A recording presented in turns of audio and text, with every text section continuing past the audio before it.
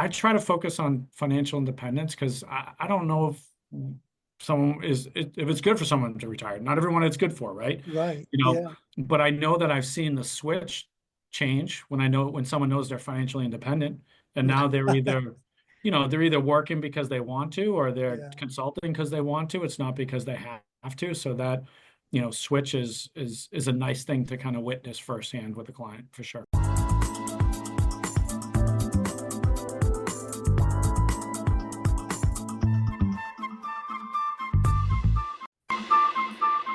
Hey everyone, welcome back to another episode of the Book More Show. It's Stuart Bell here, and today joined by Gregory McLaughlin.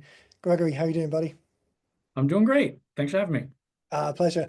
You can tell we're recording this in the winter because we're both bundled up a little bit. I was just saying to Gregory before we started recording, suddenly realized I need a beard trim. So for anyone watching and not listening to this, don't get too sidetracked by the slightly homeless look of me in this episode. This is one of my favorite types of episodes because it's obviously someone that we've worked with to create a book. So I know some of the story. We haven't actually spoken before, though. Gregory passed through the processing without kind of crossing my desk, as it were. So it's as much a discovery process as it is for me as it is for people listening. So why don't we start off by giving people a bit of a background, get up to speed on where you are and what you do up there? So, as you had mentioned, my name is Greg McLaughlin. I'm a financial planner. I live in the just about 30 minutes north of Boston and practice and have been in the business for about 25 years. And, the idea of writing a book has been something that's always been in the background of my mind, and we were able to, bring it to fruition.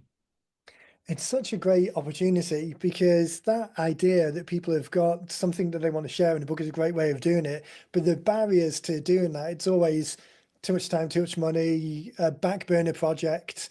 So what I really like about the process that we've refined over these past 10 years or so is just really making it straightforward and simple to extract that bit of knowledge and get the first version, the first working version on the page, which may be fine. And some people don't tweak it, and other people look at it and tweak a little bit, kind of add here or take away there just to really dial it in as they want. Those ideas that you had, the kind of thoughts that you wanted to get on the page, was that relatively you had quite a clear idea of the message that you wanted to share, or was it more the idea of a book generally was what you wanted to do, and then it dialed in after that?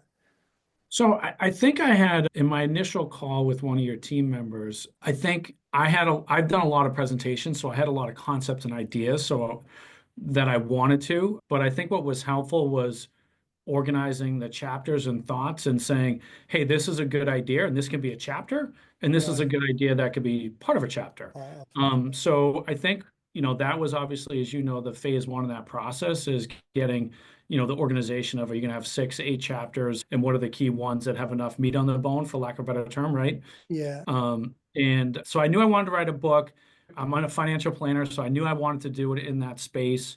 And I've always been kind of mostly intrigued by like decision-making psychology, how people from different backgrounds make decisions and think about things. And as you know, that's just like your business. That's the unique thing about talking to clients. No one's the same. Every Right. situation is a little different. So I knew I wanted to kind of have that theme, throughout the book.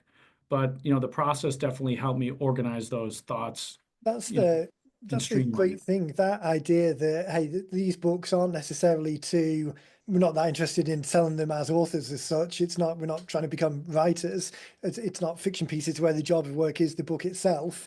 This is conversation starters and helping people in particular ways. So to be able to pull together those pieces of knowledge that you've built over those 20 plus years and put them together in a way that is helpful oftentimes, so usually when I'm talking to people in the process, it's either very early, kind of before their clients, or later in the process once it's coming together and we're kind of strategizing how to use it. So in those early conversations, I often find people undervalue the knowledge that's in their head because, I mean, you like me, we've been in this for years now.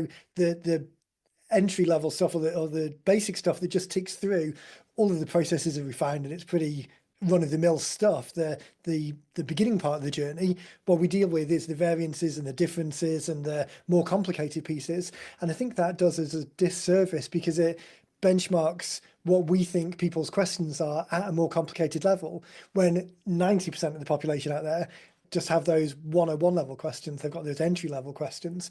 So did you find that at all? And perhaps that comes across in the presentations you were talking about. Do you find you have to kind of separate the day to day of what you deal with, which might be more complicated, with the more straightforward, which is actually often the starting point of the conversation? I think at this stage, Stuart, I've been able to kind of morph that because I think I've met enough clients where I've seen that they're brilliant in their world, but something very simple and obvious to me is not necessarily simple and obvious to them. Right. And so, I actually had a really good experience with, one of my best friends. I was over his house last week and the book just came live. And so he was like, "Hey, what's going on?" And I showed him the link and he was like, and he knew I was thinking about it, but then he ordered it and he's very successful and he read it and he was like, "I got a lot of good takeaways. I want to talk to you about some of the things in the book." Fantastic. So I think that at first, I think you do think that, is this too trivial to share? Right. But I think the reality is when you think about the most successful people that you or I know in their respective worlds, there's a small percentage of the student body who are just brilliant. And they have something that is just really unique to them. They're just born that way, but it's not transferable. Right. Everybody else really just does probably a few things simply at a very high level, incredibly well. And so I find that in trying to connect with clients and get these messages out, the simple things are what resonate with people. They don't Yeah. want to talk about, even if they're really brilliant and they don't want to talk about complicated things. They want to keep Yeah. it simple, precise, and to the point. And it's that outcome-based approach. They're not in it for the academic exercise of talking about deep financial theoretical models. Sure. They just want the outcome of knowing that they're not going to die before their money runs out, or they Correct. can leave stuff to the kids. Yep. And all of the layering in of complicated terms or trying to make people feel like they've made bad decisions in the past because they didn't know these things, all that does is it puts a barrier or a bridge between a barrier rather than a bridge between you two, Mhm. and is more of a turn off than an attracting element of you're the right person for the job and this is the right time to do it. And yes, this book is the thing that's kind of telegraphed some of this knowledge, but really we just want to move towards the outcomes and feel like you're the right person for this particular relationship. Absolutely. Yeah. The thought that people undervalue the basic stuff and overvalue the magic special things that only they do different. It's such a I think it holds people back. And I wonder sometimes whether it's just another procrastination tool coming out of, oh, well, this has been said before, or this isn't unique. I think if you look across the swathe of all marketing pieces, which effectively a book in this context is a marketing piece, it's not a literary piece, it's not a work of fiction. As I said before, it's not the product isn't the book, the product's the conversation. So when you look across all of those marketing pieces, everything's been done before for the most part. Mhm. But in the one-on-one conversation with that client, either they're resonating with you because it's you and the way that you say it, not necessarily what you're saying, or just the timing happens to be right for them. So if you'd have had the conversation a year ago, it might not have resonated. A year's time, they might have moved on to something else. But that point at or this point at this time with this message, that's why we see it as such a great way of starting a conversation. Yeah, no, I think that's very accurate. I mean, you can think that anything in your own life when you're ready for something and you're not ready for something, right? When you're Yeah, ready to hear the message and when you're not ready to hear the message, whether that's a conversation with your significant other or a child or a sibling or a parent, sometimes you're just not ready, and I yeah, think there's definitely some readiness factor, which is a luck factor. That is not a predictable factor that, yeah. we You can can't know tell. in our worlds, but I think it's definitely nice to have the opportunity to, when the person is ready, to have a tool and a resource. And I read a lot, and what I've started to do differently recently, and I listen to a lot of podcasts. And someone was talking about it. And what I like about the book too is you can kind of bounce around. Obviously, it's not a long book. It's 110 pages or something like that, right? But you can also kind of bounce around and be like, hey, I'm curious what this topic is, and I Right. want to read this chapter. I'm not going to read the whole book. And You started the conversation, and that's why I've said to everybody, I'm not going to get rich selling books. I know that, Right. or maybe I'll surprise myself someday, but I doubt it. But it is the accomplishment of creating something, which obviously you and your team, and I had other people, because I think you articulated something really important, which is it got you to the first draft on paper. And for me, I ended up having to get some additional help to kind of fine tune it, because Right. I started working on this. You might not know, but I started working on this, I think in 2018 or 19. It's been a while. Was it that long ago? Why? Yeah, That's the COVID problem of like 2020 yeah, is bang in the middle and then it equally yeah, and I went contracts and dormant, expands and all the time. yeah, and I got kind of paralyzed because I kept on like refining it, and Right. I couldn't get it, and that's not my unique ability or skill set, right? So I basically then ended up hiring someone to help edit and organize it, and clean it up, Right. and because I just couldn't take it from the version you guys created on my own. I needed that extra assistance, To take your to eyes away kind of from it. fine tune it. Yeah. But the Actually, organization part and getting that first draft done real quick.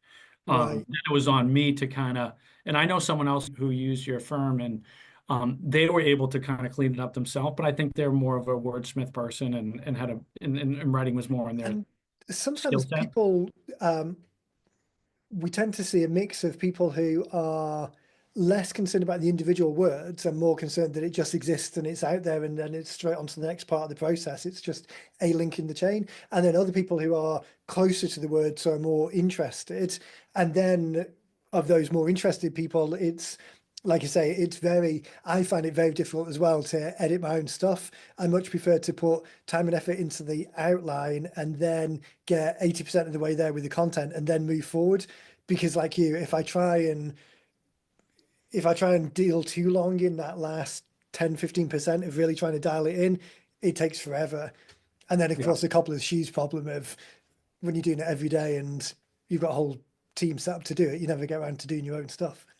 Yeah, and just taking the time to go through it, and it kind of all blurs together after a while, Right. frankly. I'm similar. I can get it with the team's help. I got it to 80 to 85% quick. It Yeah. was like we got the outline, we had the conversation, and I had that first draft quick. And then I tried to refine it a few times, and then it went dormant for a couple of years. Yeah. And then I actually Yeah. had a client he's written a bunch of books. He wrote a bunch with a co-author, and then unfortunately that person passed away. So he just did another one.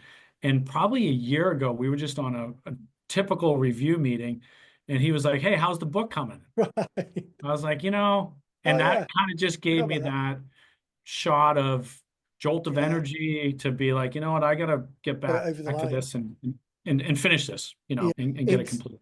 It's interesting. So the process back in 2018, 2019 was very much taking your words. So as we probably talked to, or the conversation with our guys at the time, and what we have said in the past to most people is the ghostwriting type world of gathering some ideas and then writing something, having a human write something is crazy expensive. Like it's not uncommon for those projects to run to 30 to 90 to 100 plus $1,000, which the Sure, return on investment for this type of world, like if you've got a contract, like a traditional publishing contract and a big audience, and you think that it might really like supercharge something like the Rich Dad Poor Dad or the Atomic Habit, all of those types of books, sure, then okay, there's maybe a return on investment there. But for most of us, where we're trying to start conversations within 50 miles of the office with real people, that ROI is difficult. So in the old world, it would have been okay, well, let's outline an interview to the best possible and kind of coach people to say the best words, and then we'll clean those up. But there's only so much that you can do. One of the real benefits now in an AI world is not that AI replaces your ideas, and my personal opinion is absolutely don't just press a button and hope that something gets spat out, but instead go through broadly the same process of outlining what your thoughts and what's important to you, and then talking to those ideas. But that first round of editing, the ability to take the spoken words into something that is more that's a better narrative version of it, that's sure. been quite a game changer recently. And I think it's helped people a lot because it's enabled them to detach from the way they speak and the way they present, which is very good in person. But when you see it written, it's not necessarily the best medium. into something that is written and reads more correctly, for want of a better term, but still represents their ideas and their way of doing things and the things that are important to them, which at the end of the day, that's the more important piece. The fact that you've got the book out there, the retirement strategies that you're talking about, and the important things that resonate with the reader. Now, once they come in through the door, they're already primed slightly for what you're ultimately going to talk about because they were your ideas in the first place. Yeah, no, I've seen that. I know when I have to craft lengthy emails to clients, I've just bullets, AI, organized, quick, versus me, hemming and hawing on an email and what word to Right. use for 70 minutes. So I can totally see how you get the essence of the person. Yeah, And that's what it was, Stuart, is you get, when I started this process, you get Greg McLaughlin speak back, right? That's the right. terminology I use, which is not good for writing, because it's the way that I communicate, which I think is effective one-on-one or in a Yeah, group setting, but it's not how a book's going to read. And so I can see how that can easily transform the ability to streamline the process of getting this done even better and more efficiently for clients yeah. in And writing maybe it books. takes And it from 80% to 90%, and then that last 10% just again, hopefully it's just streamlining each part of the process yeah, to make it more manageable for people without losing the essence of what it's really trying to do. It's not really trying to write a book as such. The book just happens to be the useful way of starting the conversation with a client. So the people that you're working with then, do you work with people in a particular stage of life? Obviously, we worked with a number of financial advisors. Some people are going for the early career, some people are going for the post-retirees, sure. other people are around that kind of 60, 65-ish transition period. Where's the sweet spot for you? I would say our sweet spot is probably kind of in the executive business owner space, probably in that, I'm 48, probably my age-ish to like mid to late 50s, because at that point, if we meet them in that stage, we feel like they've still got enough runway where our ideas can impact, their ability to retire or become financially independent or whatever the goal is. I mean, I think that, you know, I always talk about, the importance of defining words, right? So like I try to focus on financial independence because I don't know if if it's good for someone to retire. Not everyone it's good for, right? Right. You know, Yeah. but I know that I've seen the switch change when someone knows they're financially independent and now they're either working because they want to or they're Yeah. consulting because they want to. It's not because they have to. So that, switch is a nice thing to kind of witness firsthand with the client for sure. Yeah. And understanding where people are in that journey and what the motivations are and why it is that you want to work with that group of people as opposed to another group of people, it does make the whole process much more streamlined because the book is a great way of getting people on the list in the first place, of helping them raise their hand so they know who you are and you know who they are. But just like you said before, you don't know whether it's today or a month or a year from now that they're ready. So to be able to stay in touch with them over that long term until today is the day for them, that's where the real opportunity comes from. And if you know who that audience is, then you can talk in a way that is more likely to resonate with them over the long term rather than just collecting anyone and everyone and then just shouting out into the void. And it might be a bit hit and miss in terms of who you're talking to. So the book itself, does that, the way that you've structured that and the talking points within it, does that reflect on things like the website and you were talking about presentations that you delivered in the past? Is that part and parcel of the bigger piece? Yeah, I feel like if you read the book and if you went to our website and if you talked to me, you would know we're related, right? We're not triplets that are identical, but you would get a feel that we're related and we're siblings or cousins or something. There's some commonality, there's some core there for sure. So a lot of the concepts that we use in client meetings, especially the key ones, we try to definitely capture in the book. Because again, I Yeah, think that those are the things that as you said earlier, you deal with a lot of financial advisors. My office is 15 miles west of Boston. There's probably 1,000 within, not that far distance. So, and we always try to communicate to clients that just like they're evaluating us, we're evaluating them because we want to make sure it's a good fit. Because ultimately, if we make the right fit, it's a long journey, right? If I start working with a client, not just necessarily me, but me and the next iterations of our team and our firm, they could work with someone for 30, 40, 50 years, Right. and so we want to make sure that, when we share concepts and ideas, we want them to be things that resonate with them, that they see the value in we started, Stuart, recently adding like another meeting as part of an onboarding process where we haven't come up with the name of it, but it's kind of like your money mindset and decision making. But I just spend probably 45 minutes to an hour. I've one this afternoon with a client who's in the process, and I just go back and start with life lessons learned when they were a kid, how they grow up with money, did they have the right amount, too much, too little, Right. what are the things that them and their significant other are 100% aligned on, where are their points of conflict, not in a negative way, just they don't see Yeah, just different necessarily eye to opinion. eye, right?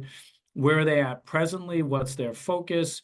What's their decision-making process? Where do they get information? Do they read the New York Times, the Journal, the Boston Globe here in Boston, right? Like, where do they consume information? How do they best learn?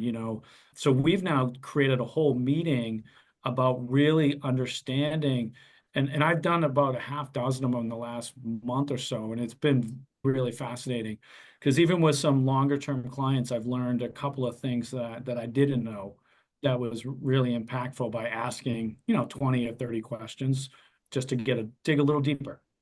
And again, like you were saying before, it's about building a relationship for the long run. Most of us, I think almost all of our clients, if not definitely all of them, but most people are like you, are in the relationship rather than the transaction business. And this is something that isn't just make some money, charge a bill, and then people are out the door never to be seen again. This in some ways is generational because like when the clients pass on, then hopefully the next level down, the children see you and the organization as the incumbent, as the people who've taken care and built that relationship for the extended period of time. I think it's easy for, with the same age, I think I've got a year on you. I'm 49. So we're kind of that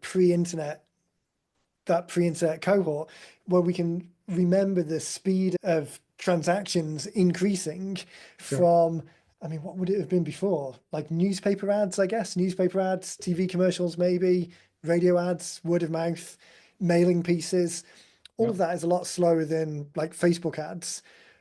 But what gets lost in that speed and scale is that one-on-one connection. And it's not that we're trying to burn and churn through leads from a Facebook ad to a book to an immediate conversion. Instead, it's again comes back to that idea of starting the conversation. What I really like about the book that you've pulled together, both in the way that it's structured, but also the way that you talk about it, is that it does connect with all of these other pieces.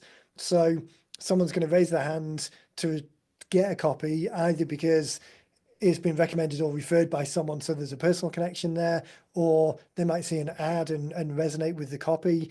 But as they're going through and looking at those chapters that, as you described, are very pick and choosable depending on what resonates with you at the moment, when they do eventually come in, those exact same words and that exact same language is reflected in the other work that you do with them. So as they're looking at the website, as they come in for those initial discovery calls, do you find that makes it a lot easier when people come in kind of almost predisposed to think that they're in the right place because they've resonated with the material beforehand? So they're almost in those initial meetings as, yes, we want to continue unless anything kind of flags a warning and we want to leave. But yes, we're coming here to continue, as opposed to just someone stepping in off the street and it's almost all discovery and they're no maybe heading towards yes rather than a yes hopefully not heading towards no. Yeah, absolutely. When we have a client that's come in and they've done I call it a deep dive on us, right? They've been on the website, they've watched a video or two, they've seen some things the probability of the connection obviously is dramatically higher, right? Because they've listened, they've read, they've seen some things that we share where they're like, okay, this thought resonates with me, right? So I know when we have an initial discovery, thematically, there's probably three key things that we focus on. One is in the book, like do simple better. The second is, improve decision making. And the third is thinking to knowing. So I always say that a lot of people come in and they think they're in good shape, but they don't Right. definitively know. And sometimes when it's like, a big decision, like, can we afford this second home? Can we afford this bigger home? Can we send our kids to these colleges? Can we retire? Like, you want to be pretty certain that you're making the right decision, and obviously a lot of people aren't, but, I think that, when I share with them, these are the things that by going through the process of working with us, you're going to gain. And I articulate and say that these things need to be important to you. If thinking about your decision making, doing things simpler, and thinking to knowing are not for you, then we're probably not for you.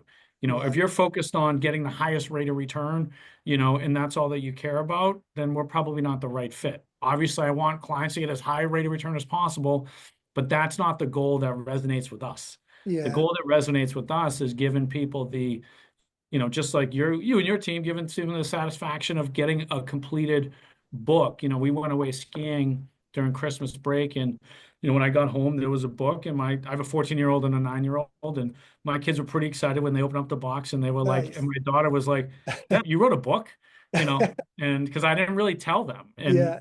and that was pretty impactful experience, to kind of have the pride and excitement that their dad wrote a book. Right.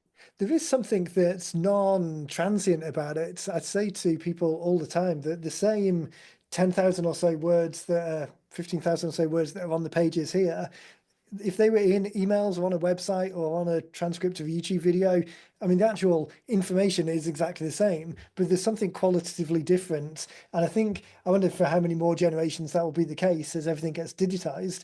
But there's definitely something tactile and different about bringing it together into a book. And I think the benefits that it's why as a marketing tool it's disproportionately beneficial compared with the same time and effort spent doing something else. There's something psychologically anchoring about going through school and dealing with physical books, being told that books are this big, complicated, difficult, revered thing that makes it last longer than the amount of effort that it took to actually do the thing in the first place. So as the longevity of the project, it's something that's going to be fit for purpose for years and years into the future, even if there's some iterations and updates. But just the fact that it exists in the mind of a receiver, it has more of an impact than if you were just sending them the same words in a really long PDF. Yeah. We've got a little bugbear when people say, "Oh yeah, I want to do or can I do an ebook, or does it include an ebook, or this should be an ebook?" I keep saying to people, don't call it an ebook. You're doing yourself a disservice by referring to the digital version of your book as an ebook, because it's exactly the same. It's a PDF document at the end of the day, but referring to it as a digital version of the book or referring to something as an ebook, it's a psychological switch in the mind of the recipient. So the PDF versions that you've got, it's the same layout. There's left-right justification. There's the blank pages where the blank pages go. And it's not an accident that we do that. We do that because when the person receives it, they're receiving the digital version of the book. So all of that extra psychological, not quite as grand as shock and awe, but all of that extra psychological gravitas that comes along with it is transferred. And the importance of those words when people come through the door, it just anchors that little bit more. So it's such a again, it's just we're in a point in time where it's become more straightforward to do, so it makes it more accessible, more straightforward to deliver because you can print on demand one copy. You don't have to have a garage full of 1,000 copies. And it's still received by someone in a way that makes them stop and pause and they take time to think about it. Yeah. The idea that we talk about this idea of starting the conversation, so kind of moving people through the steps on the back of the book, and your book is the same. We give people the idea that the back of the book isn't for the blurb or promoting the book like it would be in a bookshop, in a bookstore, because in a bookstore the job of work of the back of the book is to sell the book. Well, here we're not doing that. The job of work is to encourage people to take the next step. So like most people we talk to, took the advice and have got his some ways we can help you next. Talk about that a little bit. Was that a straightforward thing to think about because you've already got a number of assets that you can point people towards? Or did it take a little bit of thinking and cajoling your ideas into what they could do next in terms of something that didn't need you to hold their hand? Yeah, no, I think there was a little thinking. I think it was kind of what are the, I was just looking on the back because I was like, I'm curious, what is on the back, and it makes sense. One was, around doing simple better and a blog report that I wrote, a blog post, and the second was on a decision simplifier, which obviously is, two of the themes that I just mentioned to you 5 minutes ago, right? Yeah, So I think that I've tried to, over the last 3 to 5 years, I think we've kind of landed on those three themes because I wanted to, I always just wanted to make it be like, this is why you want to work with us.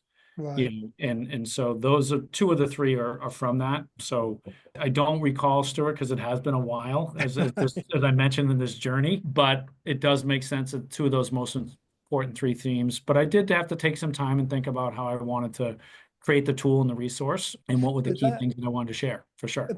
that consistency though, I mean, that's the perfect example. As you say, it's been a little while. So back when you were looking at it, whether it took a little while to bring them together or whether they already existed, the fact that they represent and reflect some of the words that have already been in there. So just as you said before, when you think about someone's journey from getting a copy of it to reading and resonating to taking a kind of an interim next step to eventually coming in through the door, I mean, that's three or four yeses that they resonate with you in the way that you work and your goals and objectives are aligned so that they're coming into the meeting so much warmer than they would be if they were just off the street. It's not that it's necessarily completely sifting and sorting and excluding people, but it's definitely helping those people who are inclined to be good clients to move their way through the machine so that they walk through the door primed and enthusiastic about hearing what you've got to say. Yeah, absolutely. Yeah. The last point that came to mind, just as we were talking about the book and how it resonates or reflects the meetings that you have with people. I was talking to someone on a podcast early last year somewhere, and they had reiterated something that I'd said to people in past, that if the book really does reflect the way that you want to onboard people, have a copy of it there next to you and point to the chapter. So as you're talking to someone, it's, oh, well, of course, this is what we were saying in the book, and then flip to the table of contents and point to something. And not that you're going to sit in the front of the classroom and read it out to them again, but just the very fact that you've opened it and pointed and made that physical connection with a theoretical thing that you're describing. Again, it's just another one of these anchoring points that bridges the words in the book to the action that you want taken at that point. And again, these persuasion ideas of someone is enthusiastically there and anchoring back why they had that enthusiasm towards that ultimate decision. It's, yeah, just such a great tool. Yeah, no, I hadn't really thought about that, but my immediate thought, when you mentioned that was, one of the on the decision making, like I feel like that's probably the one I would go back to the most. We have a whole section on biases that, affect people, and I talk about that all the time. So I think that would be, I usually talk about two or three, but I think in the book we have a list of like 7 or 8, right? So Oh, I could yeah, easily say, hey, I want you, and one of the things that's been helpful is I kind of go through it, and now what I could do with the book is say, I want you to read about all these biases and let me know which of the ones do you think affect you the most, right, so that we know, is it overconfidence, is it recency bias, is it loss aversion, so that when we're, so when the market, if it's loss aversion, I need to be prepared when the market goes haywire. Stuart's going to be more sensitive than someone else who right. doesn't bring that up, right? Doesn't really care. And Yeah, I need to be more proactive to be like, hey, I probably should reach out to Stuart just to see how he's doing, because I know he's yeah. probably having some anxious moments right now about kind of the market going haywire. Actually, that's such a great point as well, because I hadn't really, the last time I was talking about it was in a I can't remember I don't think it was a dentist, but it was kind of like I think it was like a medical procedure. We've done a couple of books with like stem cell knee surgeons, that type of Okay, procedure where it's not like life-saving surgery, but it's sure. it's surgery nonetheless. It's something. So a lot of the anxiety that people are bringing towards it and the steps that they can take, it was around that. So person I was talking to was kind of pointing, saying, "Hey, it's okay, don't worry. As we said, here's the steps you can take." But you took it to another level by identifying within those 7 pools of potential anxieties that they could have, identifying who's in which category, that ability to just get ahead of sending someone that touch point and just maintaining that relationship. I mean, you can imagine a scenario where if you sat down for half a day and wrote down all the things that you would ideally do if you had all of the time and memory in the world, you'd probably be writing down some of these things. So to be able to facilitate it a little bit more, to really kind of close that gap in the relationship and keep people front of mind, yeah, such a great trick. And trick in the nicest sense of the word. I mean, there's obviously Yep. all of this can be used for evil as well as good. Hopefully we're using it for Yeah, good. absolutely. um, I think I seem to wrap up every podcast by looking up at the clock and realizing how fast time goes. So really want to say thanks for the time today. Where's good people that people can find out more about what you guys are doing and follow along with kind of your journey and the business? Certainly, you can find me on LinkedIn just under my name. Our team website is www.livingwellteam, C as in Christopher, F as in Frank, G as in Greg.com. And like I said earlier, you'll get a good sense of things. We'll shortly be putting the book as a link on the website so people can look at it that way. And those are probably the two best ways to reach out. Fantastic. Fantastic. I'll put links to both of those in the podcast player and on the website as well. So as people are listening, just click straight through and connect.